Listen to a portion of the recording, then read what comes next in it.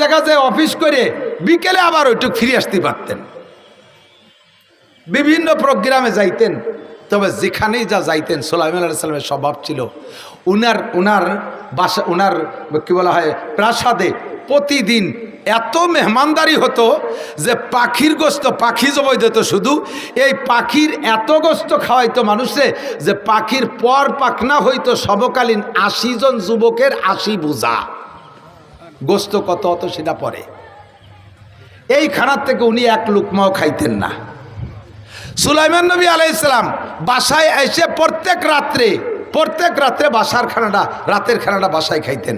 আর বাসায় এসে খাইতেন, যে স্ত্রীর ঘরে খাইতেন সেই স্ত্রীর অভ্যাস ছিল উনি যত রাত হোক যত দেরি হোক কখনো স্বামীকে না খাওয়াইয়া স্ত্রী খাইতেন না। আল্লাহ, একবার আসছে, পরিশ্রম খুব বেশি হয়ে গেছে, স্বাভাবিকভাবে প্রতি রাত্রে উনি 2টা রুটি খান। যে স্ত্রীর ঘরে খান ওই স্ত্রীর 4টে রুটি তৈরি করেন, 2টা রুটির স্ত্রী খাবে, 2টা সুলাইমান আলাইহিস সালাম খাবে। আজকে পরিশ্রম বেশি হয়ে গেছে, আজকে 2টা রুটি দিয়েছে, সুলাইমান আলাইহিস সালাম 2 রুটি খাইয়া আর দই না, প্লেট চাটতিছে, আঙ্গুল চাটতিছে, কথাও কয় না। তো স্ত্রী বলতেছে কি ক্ষুধা রয়ে গেছে, রুটি আরও লাগবে, তাও হা না কয় না। তাহলে চুপ করে থাকলে সমর্থনের লক্ষণ না। স্ত্রী বুঝছে যে হ্যাঁ আর একটা রুটি লাগবে। বাসায় ঘরের ভিতরে ঢুকে যায় উনি আর একটা রুটি আইনা সুলাইমান আলাইহিস সালামের প্লেটে দিয়েছে। সাথে খালি মহিলারা না, পুরুষরাও শিক্ষা নিয়ে। সুলাইমান আলাইহিস সালামের সামনে আর একটা রুটি আইনে দিলে সুলাইমান আলাইহিস সালাম ওই রুটিটা না খাইয়া জিব্বেরে টানিয়ে ধরিয়ে নিজে হাত দিয়ে জিব্বেরে পিটেছে, তোরে জম্মের খান খাওয়াই দেব, তুই এই 3 নম্বর রুটি খান খাবি, এটা তো আর একজনের হক, তুই 3 খান খাইয়ে পেট ভরে শুয়ে থাকবি। আর ওই মহিলার তো 2 রুটি না হলে রাতের ক্ষুধা মেটবে না, সে 1 রুটি খেয়ে তার ঘুম হবে না, আয় জিব্বে তোরে জম্মের খান খাওয়াই ছাড়ি দেই। 2টা শিক্ষা। 1 নম্বরে স্বামীর যদি এরকম অতিরিক্ত প্রয়োজন থাকে, স্ত্রী আগে জম্মের খাইয়ে দেয়, আড়ি খালিয়ে তুই দিছে, প্লেটে যে কটা তুইছে স্বামীর জন্য তাতে তার পেট ভরে নাই, লোকটা কষ্ট পাবে, এই জন্যে আগে স্বামীরে খাওয়াইয়া পরে আপনি খাবেন। এবার স্বামী যারা খাবেন তারাও বড় মুরগি রান্না করছে, মাটিয়ে কো ওই যে কো আমি গিলে কসকসায় খাই, রান কো মুরগিতে মাথা হয় না, বাইছে সব তুমি গেলছো। ও বিটি তো কোনোদিনও কোনো জায়গায় দাওয়াত খাতি যায় না, মহিলা মানুষ, তারা কেউ দাওয়াত করে না, বাড়ি যেদিন ভালো খানা হয় সেদিন তারা একটু খায়, আর তুই শগুনির মতো সব খুঁটিয়ে খাই ফেলেছো, ও বিটি কবে ভালো খাবে? জম্মের সত্যি কথা কইছি না? এরকম সুসু একদল আছে না নাই? বাইরেও খায়, বাড়ির তো ছেলি ফেলায় দেয় খাইয়ে। আমি হুজুর মানুষ, বাইরে তো আবার খাওয়ার শেষ নেই, বাড়ি গেলে আমি কিছু খাতেই পারি না। আল্লাহ রহমতে বাড়ি তো বাজারঘাট আমি কম করি না, খুব বাজার করি, খাইয়েই শেষ করে বেলাই দিছি। যা কিছু বাড়ি হয় আমি ওতে লামসাম সামান্য খাই, কারণ আমি যতই জোরাজুরি করি বাড়ির মহিলারা আমার সামনে তো তারা বড়টা নেবে না, কাজে আমি যখন দেয় আমি অল্প অল্প খেয়ে দিয়ে চলে আসি, থাকলে তো তারাই খাবে, মাছের মাথাটা তারা খাবে, বড় মাছের মাথাটা তারা খাবে। আমার কাছে কি বলা ইলিশ মাছের পেটির মাছ ভালো লাগে, ওকে বিটিকে ভালো লাগে না, তুমি কেনছো বলে তুমি চাইছে চুলে খাই বেলাই দেওয়া, এটা নবীর আদর্শ না। এ জায়গায় ইবাদত, স্ত্রী হক, স্ত্রীকে খাও, তুমি যেমন বিছানায় ঘুমাও স্ত্রীকে তেমন একটা বিছানা কিনে দাও, তুমি ডাটের বিছানায় ঘুমাবা গালি চায়, আর স্ত্রীকে তুই উড়ন খেতা বিছেছো, তুমি বিদেশি কম্বল গায়ে দাও, স্ত্রীরে দেশো এমন একটা ল্যাব যার ভিতরে আষাঢ়ে ম্যাগের মতো, জায়গায় তুলু আছে জায়গায় নেই, ফাঁকা ফাঁকা হয়ে গেছে, এটা ঠিক না। যাহা কিছু করিব সব ইবাদত বানাইতে হবে, কতক্ষণ ঠিক না? মা বোনরা খানা খাইবেন, আপনারা খানা খাবেন, বাড়ির পুরুষদেরকে আগে খাওয়াইয়া, পুরুষরা খানা খাবেন, পরবর্তী যারা আছে তাদের দিক বিবেচনা কইরা এ কাজটা আপনার ইশারা হবে। ওয়ায়ুসিরুনা আলা আনফুসিহিম ওয়ালাউ কানা বিহিম খাসাসা, নিজের পেটে ক্ষুধা থাকতে আরেকজনকে প্রাধান্য দিয়ে তারে খাওয়াইয়া দেয়, আল্লাহ পাক তাদের বড় প্রশংসা করে, এদের জন্য রেখেছে আল্লাহ পাক দুনিয়া আখিরাতে বিশাল নিয়ামত। মা তাকুমুর রাসূলু ফাকুযুহু ওয়া মা নাহাকুম আনহু ফান্তাহু, যত ইবাদত আছে সব ইবাদত করতে। আরে আমার হায়াতের সীমা রেখা আছে জানি না কবে, তবে আমার ইবাদতের সীমা হলো মরণ পর্যন্ত, ঠিক না? আল্লাহ ইবাদত করলে কি দিবা? তুমি কও। আল্লাহ পাক রব্বুল আলামিন বলেন সব ইবাদতের প্রতিদান আখেরাতে দেব, আবার সব ইবাদতের প্রতিদান দুনিয়ায় আছে। আল্লাহ কয় ফালইয়াবুদু রাব্বা হাযাল বাইত আল্লাযী আত'আমাহুম মিন জু ওয়া আমানাহুম মিন খাউফ। এই ঘরের রবের ইবাদত। মসজিদ কয়টা নাকি? জি। এই তো আজ ঠিকই তো দাম টুটা কইছি। এ ঘরের রব কে? এ মসজিদ কার ঘর? আল্লাহ কয় ফালইয়াবুদু রাব্বা হাযাল বাইত। এই ঘরের রবের ইবাদত কর, কাবার মালিকের ইবাদত কর, মসজিদের মালিকের ইবাদত কর। আল্লাযী আত'আমাহুম মিন জু, যে আল্লাহ তোমার সব ক্ষুধা দূর করে দেবে, অভাব দূর করে দেবে। ও আমানাহুম মিন খাউফ, নিরাপদ জীবন যাপনের ব্যবস্থা করে দেবে। আরামে দরজা খুলে ঘরের মধ্যে 10 লাখ টাকা রাইখা দরজা খুলে ঘুমাবি। রাতের বেলা কেউ এসে তোরে শালা করে ডাক দেবে না। বস্তা ভরে টাকা নিয়ে মোটরসাইকেল নিয়ে চলে যাবি, 20 কিলোমিটার ফাঁকা রাস্তা দিয়ে হাঁটবি, রাস্তায় কেউ তোরে ডাক দেবে না। যাইতে থাকবি। নিরাপদ দেশের ব্যবস্থা করবে, নিরাপদ জীবন যাপনের ব্যবস্থা করবে, পর্যাপ্ত রিজিকের ব্যবস্থা করবে। আরে এখন পেঁয়াজ লাগানোর সময় এখনো পানি শুকাইল না, চারা দেবেন কবে, লাগাবেন কবে, চাষ করবেন কবে, এ ফলবে আবার কবে যাইয়া। এই যে হযবরল সৃষ্টি হয়েছে, এর একই মাত্র কারণ হলো আল্লাহর ইবাদত সঠিকভাবে করেন না। পেঁয়াজ যখন ফলে তখন আপনার গরমের কাছে আপনার কাছে যাওয়া যায় না। মাদ্রাসাতে হুজুররা আসলি যত কটা কাটা পেঁয়াজ আর পচা পেঁয়াজ তাই তাদেরকে দেন। পেঁয়াজের যাকাত সঠিকভাবে আদায় করেন না, পাটের যাকাত সঠিকভাবে আদায় করেন না, টাকার যাকাত সঠিকভাবে আদায় করেন না। এই জন্য বড় লোকদেরকে আল্লাহ পাক ধরিয়া গুগু মুড়া দিয়ে, পিঠ মুড়া দিয়ে নিয়ে এই অসমা হাসপা কি বলা হয়, জেলখানার ভিতরে এতেকাফে বসাইছে। বস্তা বস্তা টাকা কামাই করছে, জাকাত দেই নেই। আল্লাহ কয় থাক, জাকাত দেওয়া লাগবে না, থুইয়ে তুই বাইরে থাক, তুই আইছে এনে বয়। বাংলাদেশের এমন এমন নেতারা ধরা খাইছে।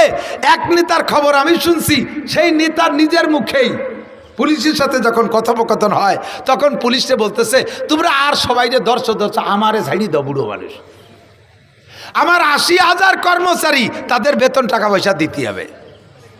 পুলিশ কয় ওই চিন্তা আপনার না, ও জাগে বেতন তারা নিয়ে নিবেন, আপনি বসেন এতেকাফ করেন, পাল্লির সাথে রোজাও থাকেন। এই ভদ্রলোকের ইন্ডাস্ট্রিজ, কলকারখানা, ব্যবসা বাণিজ্য কেন্দ্র থেকে 80,000 কর্মচারীতে বেতন খাচ্ছে। 4 লাখ 5 লাখ পর্যন্ত বেতন আছে কের নিচে থেকে উপর পর্যন্ত। অথচ তার সম্পদ এভাবে 12 জনে খেয়ে যাচ্ছে। উনি এখন জেলখানায় একটা ট্যাবলেট কিনে খাওয়ার পয়সা পাচ্ছে না।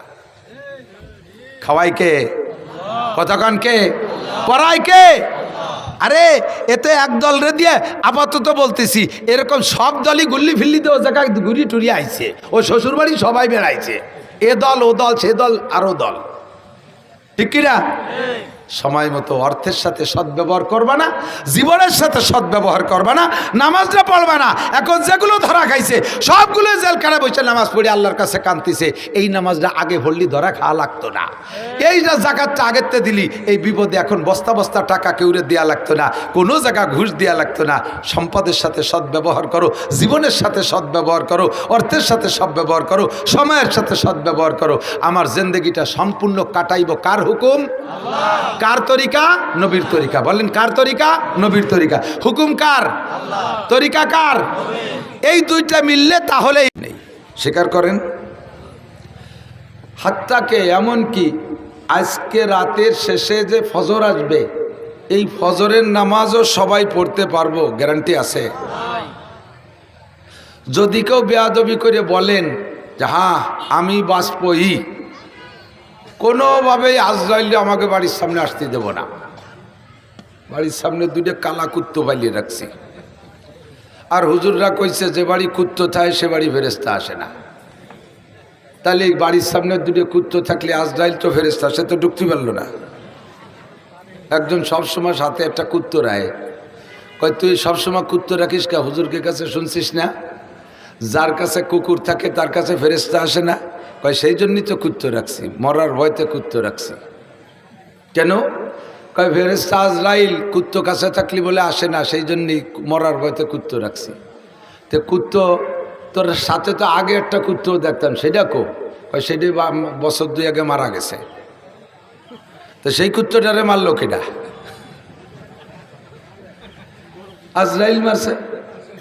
কয় যে আজরাইলি, তুই সাথে যদি সবসময় কুত্তো রাখিস তাহলে কুত্তো মারা আজরাইল তো আছে।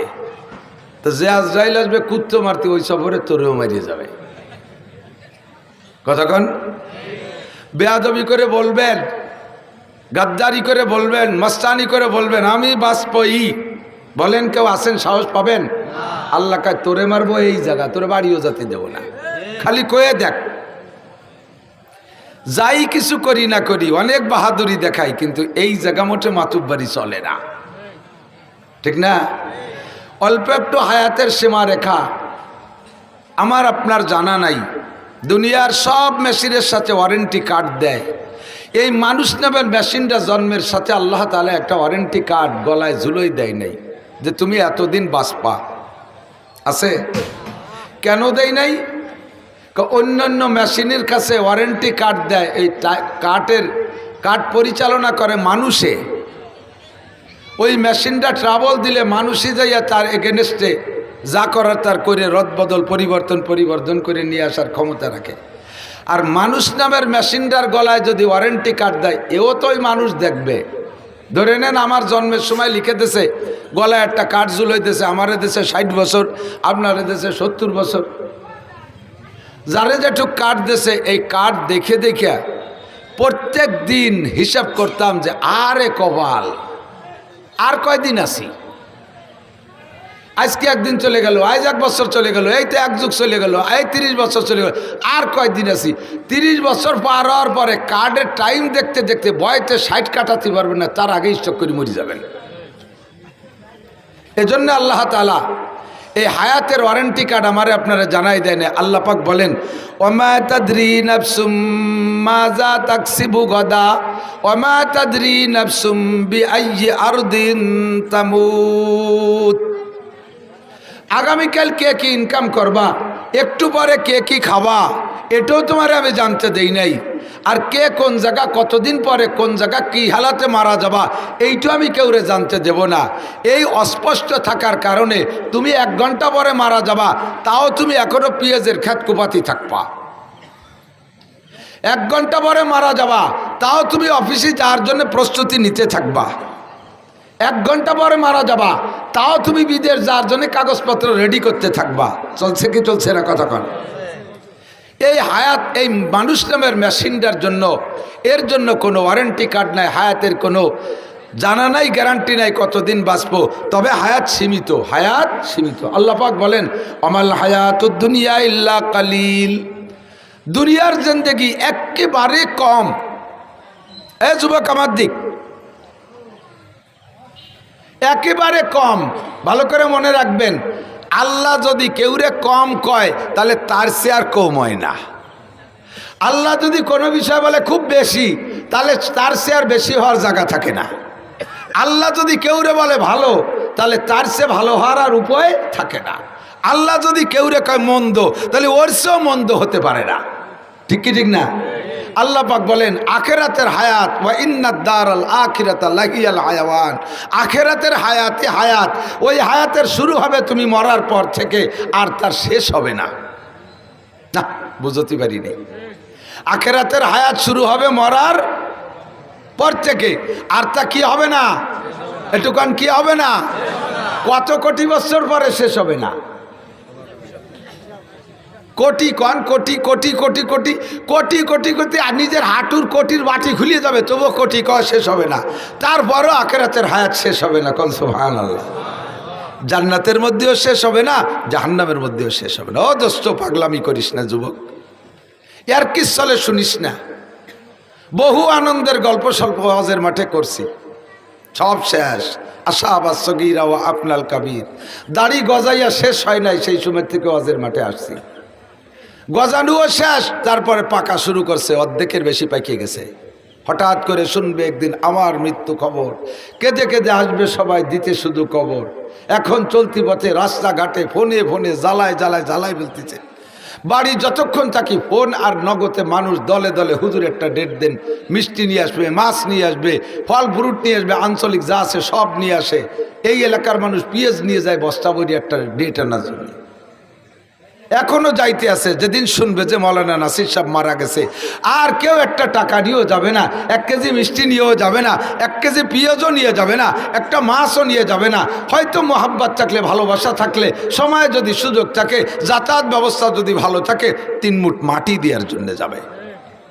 অযথা দাওয়াত দেওয়ার জন্য কেউ যাবে না। সব বুঝে ফেলাইছি, ধীরে ধীরে সবই শেষ হয়ে গেছে। কাব্বারানি মৌতুল কুবারা। আর এখন আমরা হয়েছি মুরব্বী, স্টেজের প্রধান বক্তা। বলতে আমার লজ্জা লাগে। হাযা মিন আশরাতিস সাআ, এটা কিয়ামতের আলামত। ইযা উসিদাল আমরু ইলা গায়রি আহলি ফান্তাজিরিস সাআ, যখন অযোগ্যকে চেয়ারে বসানো হবে তখন বুঝবা যে কিয়ামতের বেশি বাকি নাই। এই সব চেয়ারে বসছেন আবুল হাসান যশোরী, এই সব চেয়ারে বসছেন হাবিবুল্লাহ মিসবাহ, এই সব চেয়ারে বসছেন হযরত মাওলানা আলী হুসেন সাহেব হুজুর, হযরত মাওলানা আশরাফ আলী সাহেব, আকরাম আলী সাহেব। এসব মুরব্বীরা ধীরে ধীরে চলে গেছে। এখন আমাদের সামনে আকরাম আলী সাহেব আছে, পুড্ডর হুজুর বসছেন, মুরব্বীরা নাই।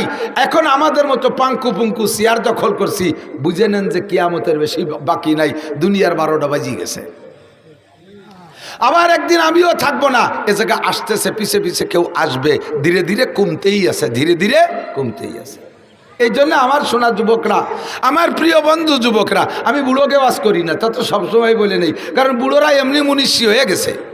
হাঁটুর জোর নাই, চোখে পাওয়ার নাই, বাহুতি বল নাই, কোমরে জোর নাই, সব শেষ হয়ে গেছে। আগে রাতের বেলায় হেসাক ধরাইয়া 3 ঘন্টা কাজি হচ্ছে, এখন দিনের বেলাও বেলাটা সহি দেয় না। চশমা ছাড়া পায়খানার দরজা তালাশ করে পায় না, উঠোনে মেরি দেয়। এই জন্য বুড়োকে ঠ্যাং একখান কবরে, চাকা একটা ভাঙসার হয়ে গেছে, সব শেষ। এমনি ভালো হয়ে গেছে, কাজে কাজে আস্তাগফিরুল্লাহ একটাই কান্দি দেয়, হয় কথা নয় কথায়।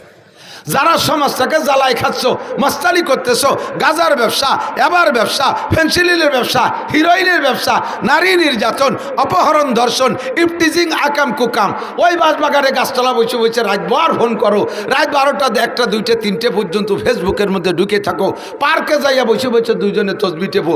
এই আকাম পার্টি যারা আসো, তারা একটু যাতে ভালো হও, সেই জন্যই তোমাকে দৃষ্টি আকর্ষণ করছি। এদিক ওদিক টাকাবা না, যে কটা কথা কই নিয়ে যেতে হবে বাড়ি। রাজি আছেন তো ইনশাআল্লাহ?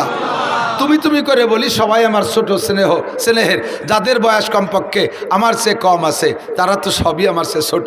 এই জন্য মোহাব্বতের সাথে তুমি বলি, তাই বলে তুই বলি না, তুমি বলি। তুমিটা স্নেহের শব্দ। আর বাংলা ভাষা আর উর্দু ভাষার ভিতরে প্রশস্ততা আছে। বাংলা আর উর্দু ছাড়া অন্য সব ভাষার ভিতরে একটাই শব্দ সম্বোধনের, তুই। ওই সৌদিয়ানরা তুই তুই কয়, ইংরেজিতেও তুই কয়, বিদেশে সব জায়গা তুই, ছেলেতে বাপরেও তুই কয়, জুনিয়ররা সিনিয়রকে তুই কয়, প্রেসিডেন্টে জনগণে তুই কয়। আর আমাদের বাংলা ভাষার ভিতরে প্রশস্ততা আছে, ঠিক না? 3টে ক্লাস। কয় ক্লাস? আলি মস্ক করতে মাঝে মাঝে। কয় ক্লাস? একটু হুসফাস না মারলে মনে হয় যেন হচ্ছে না আমার কিছুই। সম্বোধনের কয় ক্লাস? ছোটদের স্নেহের সাথে, মোহাব্বতের সাথে তুই বলা যায়। সমসাথীদের সাথে গলায় গলায় যারা চলাফেরা করে, তারাও একে অপরকে তুই তুই কয়। তবে বয়স হয়ে গেলে, একটু বড় হলে আর তুই বলা ঠিক না, তখন সমসাথী হলেও তুমি তুমি বলাই ভালো। আর বয়সে বড় হলে, সম্মানে বড় হলে, বয়সে বড় হোক আর না হোক, পদমর্যাদায় বড় হলে তাকে আপনা আপনি সম্বোধন করতে হয়। ফাঁকে একটু কয়ে যাই, অনেকে স্ত্রীর সাথেও তুই তুই কয়, বলেন সে বয়সে ছোট অথবা পদমর্যাদায় ছোট। আপনি বিটা হিসেবে একটা বেটু বহর আছে, স্বামী হিসেবে মহিলাকে এই বহরটা নাই, সেই খাতিরে তারা দুর্বল বলতে পারেন। তবে তুই না বলে স্ত্রীকে তুমি সম্বোধনের ভাষা ব্যবহার করবেন, তাতে সন্তানরা সেখান থেকে ভাষা শেখে। মহিলার একটা ব্যক্তিগত মর্যাদা আছে, সন্তানদের সামনে যদি তুই তুই বলেন, যদিও প্রতিবাদ করতে পারে না, ভিতরে কিন্তু একটু কষ্ট পায়। আদরের সাথে, স্নেহের সাথে তুমি বলবেন। ছাত্রদেরকে উস্তাদরা আপনা আপনি বলতে বলার অভ্যাস করানো ভালো, এটা প্র্যাকটিসের জন্য। না হয় কমপক্ষে তুমি। তার ভিতরে যদি ছাত্ররা বড় আলেম হয়ে যায়, তারা যদি বড় মাপের হয়ে যায়, তখন তাদের সাথে তুই তুই করে না বলে তুমি তুমি বলাই ভালো। কতক্ষণ? আল্লাহু আকবার। এই জন্য মাঝে মাঝে ছোটদেরকে আমি স্নেহের সাথে তুমি বলবো।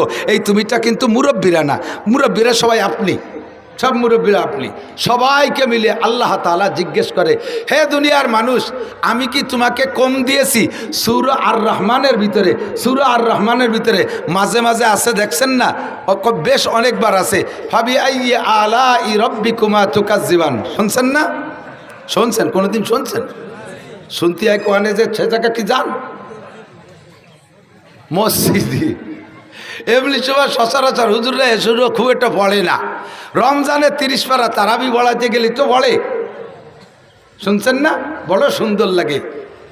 মারাজাল বাহরাইনি ইয়ালতাকিয়ান বাইনাহুমা বারযাখুল লা ইয়াবগিয়ান। দুইটা সাগর দুই দিক দিয়ে এসে এক জায়গা মিলে গেল। দুইটার পানি দুই রকম, একটার পানি ঘোলা আর একটার পানি কালো। দুইটি একসাথে যায়, কোনো পানির সাথে কোনো পানি মেশে না। পানিতে পানি